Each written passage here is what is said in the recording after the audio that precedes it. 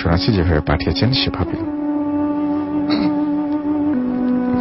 আসসালামু আলাইকুম রাসেল ভাই, আশা করি আল্লাহর রহমতে ভালো আছেন। আমি তানভীর আহমেদ, সিএসি ফার্স্ট ইয়ারের ছাত্র। আমি পুরান ঢাকায় থাকি। ঘটনাটি আমার পক্ষে স্টুডিওতে এসে বলা সম্ভব না। আমি ভূত এফএমের নিয়মিত শ্রোতা।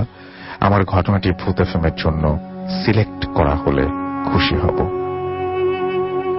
এই ঘটনাটি অনেক পুরনো, স্বাধীনতা যুদ্ধের সময়কালে ঘটে যাওয়া ঘটনা। পুরান ঢাকার মিল ব্রেক ফরিদাবাদের ঘটনা। এই এলাকায় একজন পরহেজগার মুরব্বীর মৃত্যু হয়। উনি তার জীবনকালে অনেক জিন পালন করতেন।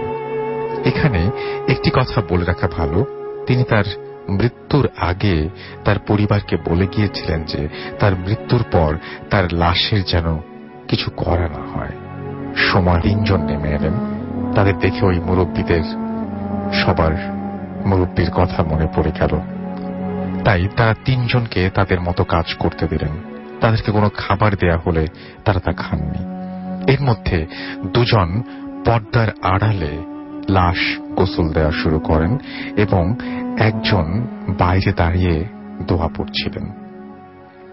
যিনি বাইরে ছিলেন তিনি পড়েছিলেন একটা সাদা জুব্বা এবং মাথায় ছিল কাপড় দিয়ে ঢাকা, যার কারণে তার চেহারা দেখা যাচ্ছিল না।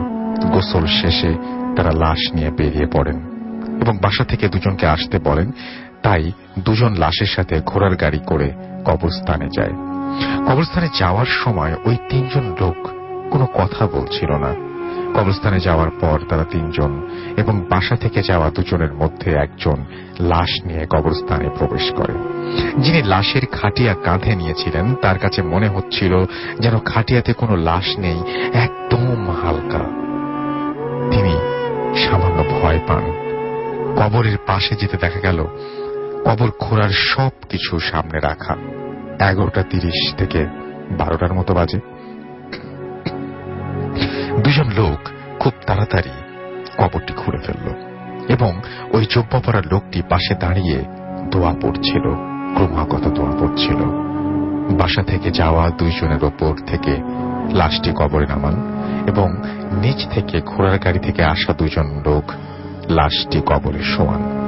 লাশটি কবরে শোয়ানোর সময় তেমন ভারী মনে হয়নি। বাঁশ আর চাটাইয়ের বিছান হয়ে গেলে ঘটে সবচেয়ে ভয়ঙ্কর ঘটনা। এখন মাটি দেবার পালা।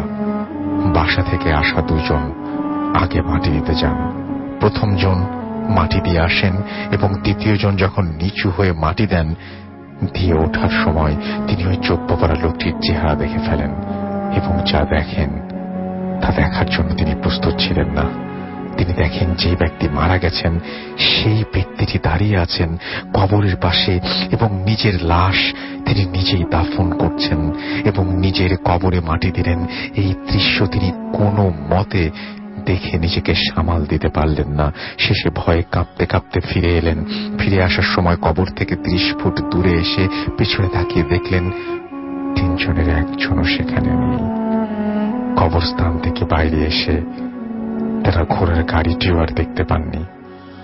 এই দেখে তারা ভয়ে কোনো মতে বাসায় আসেন এবং তখন সব খুলে বলেন তাদের সাথে কি হয়েছিল। তখন জানা যায় ঘোড়ার গাড়িতে প্রথম একজন জুব্বা পরা লোকটির চেহারা দেখে এবং তখন এটা বুঝতে পারে যে কি হতে চলেছে। এই ছিল ঘটনা। এটি আমার পাঠানো প্রথম ঘটনা। ভালো লাগলে পড়ে শোনাবেন। ধন্যবাদ রাসেল ভাই। এরপরে তিনি তার ফোন নাম্বার শেয়ার করেছেন এবং তিনি জানিয়েছেন তিনি থাকেন 5 নং রোকনপুর 3য় লেন। ওকে, এটা আমাদের প্রথম ঘটনা ছিল এবং আশা করছি যে প্রথম ঘটনাটি আপনাদের ভালো লেগেছে। খুব অদ্ভুত টাইপের একটা ঘটনা। দ্বিতীয় যে ঘটনাটি আমরা শুনবো সেটিও খুব অদ্ভুত একটা ঘটনা। আমাদের স্টুডিওতে আমাদের একজন অতিথি এসেছেন, তিনি শোনাবেন আপনাদেরকে। আপনার নামটা প্লিজ একটু বলবেন, আপনি কোথা থেকে এসেছেন সেটা বলবেন, তারপর